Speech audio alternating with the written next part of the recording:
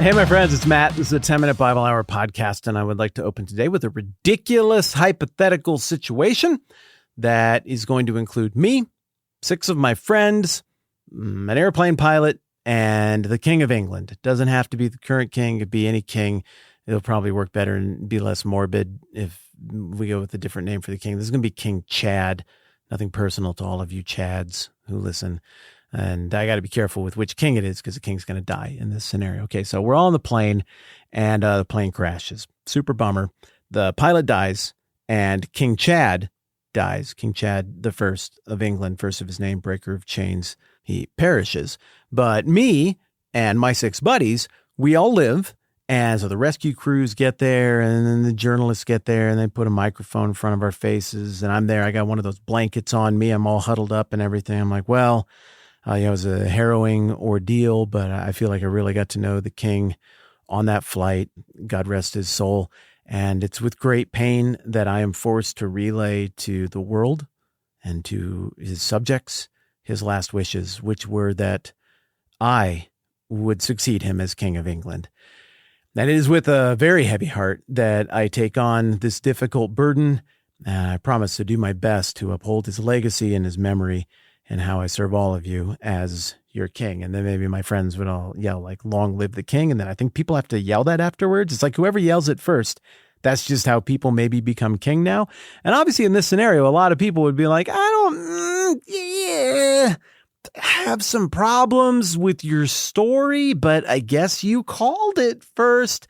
If people went along with that, I would obviously be very beholden and very loyal to the good name of King Chad the First, because my claim to the throne depends entirely on his reputation and his vouching for me.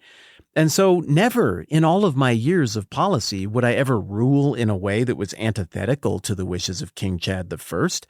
I would uphold everything because, again, my whole claim to the throne, my whole claim to authority is dependent on my connection with him.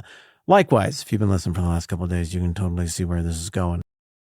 Darius pulled a stunt kind of like that in the 6th century BC after the great king Cyrus the Great had died and his son Cambyses briefly ruled.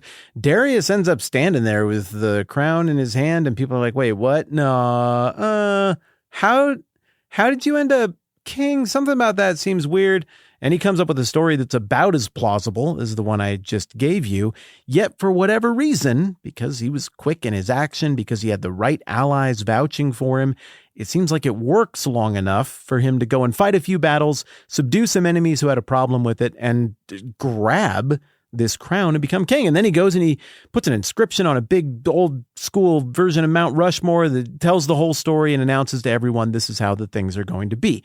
Well, a king like that is obviously going to be highly beholden to the reputation of his predecessor, Cyrus the Great, because what Darius is trying to do is paint a picture of how he is the righting of the wrong. Some imposters came along, he claimed, and they were trying to deprive all of us Persians of the rightful line of noble kings born of noble superior blood, the great Achaemenid dynasty that flows through Cyrus the Great and on again, reluctantly and with a heavy heart, to me, your servant, the king, Darius the First, hopefully someday soon to be called the Great. And I suppose every monarch in history has somebody, has some circumstances, something to which they feel they owe their crown. It's probably a good thing if they do, oftentimes, because it causes them to imagine that there is, or at least was, an authority greater than themselves, and that's got to help a king rule more justly to some extent. And for Darius, it's, well, I'm an Achaemenid. I'm a part of this family. This is the rightful line of kings that will always exist. And the rightness of this line to be king, the fitness of this line to be king, is demonstrated in the quality of leadership we got out of Cyrus the Great. So what we see in both biblical sources and extra-biblical sources is a Darius who's a very independent thinker, a wildly gifted administrator. I envy this guy. I wish I had his talents for thinking ahead, imagining how things could be, and figuring out how to put them in order and deploy the right people to get things done. He was a phenomenal king in terms of empire building and bureaucracy building and management of people. He really is the great. He deserves the title, even if the way he came to power in the first place was a little bit questionable. But even though he's all of that stuff, and this great administrator, great king, all of that, he also looks like he was always very beholden to the reputation of Cyrus II. He never forgot that his claim to authority flowed from the good reputation of his distant cousin Cyrus and the family name in general that Cyrus bore and that Darius bore. That is what he could point to, or that was written even on that giant rock that he could point to and say, hey, this is why I should be king, and this is why my descendants, Xerxes, Artaxerxes II, etc., should be kings as well. And in fact, in that inscription that we talked about yesterday on that big rock, that Behistun inscription, toward the end of it, he spells it out that no one in the future should mess with this inscription. It's like he's telling his kids, remember, if you become spoiled morons later on, the reason we are kings, wink, wink, read between the lines on this rock, is because we have a plausible story also written on this rock that says we are descended from the same family as Cyrus and that we ought to be kings. Therefore, do not mess with this rock. Do not deface it. Uphold the things that are said here, and always oppose the lie, that being the one that magician shapeshifter employed to try to take over the throne wrongly, that Darius and his buddies corrected.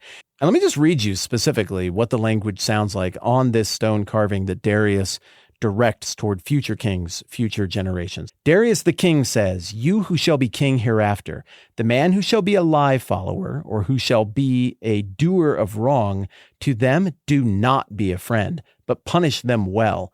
Darius the king says, you who shall thereafter behold this inscription which I have inscribed, or these sculptures, do not destroy them, but thence onward protect them as long as you shall be in good strength. Darius the king says, if you shall behold this inscription or these sculptures and shall not destroy them and shall protect them as long as in you there is strength, may Ahura Mazda be a friend to you, and may family be to you in abundance, and may you live long, and what you shall do, that may Ahura Mazda make successful for you. But Darius the king says, if you shall behold this inscription or these sculptures and shall destroy them and shall not protect them as long as to you there is strength, may Ahura Mazda be a smiter of you, and may family not be to you, and what you shall do, that for you may Ahura Mazda utterly destroy. Sometimes we use the expression, oh, he painted himself into a corner. This is bigger than that.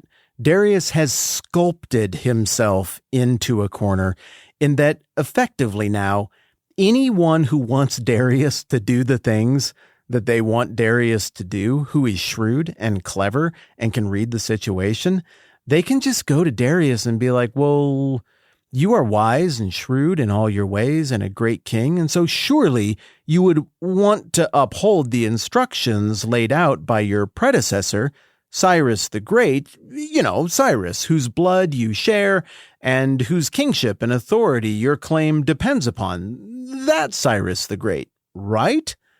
And we get sources internal to the Bible and external to the Bible that looks like that was Darius's trigger phrase, his key phrase.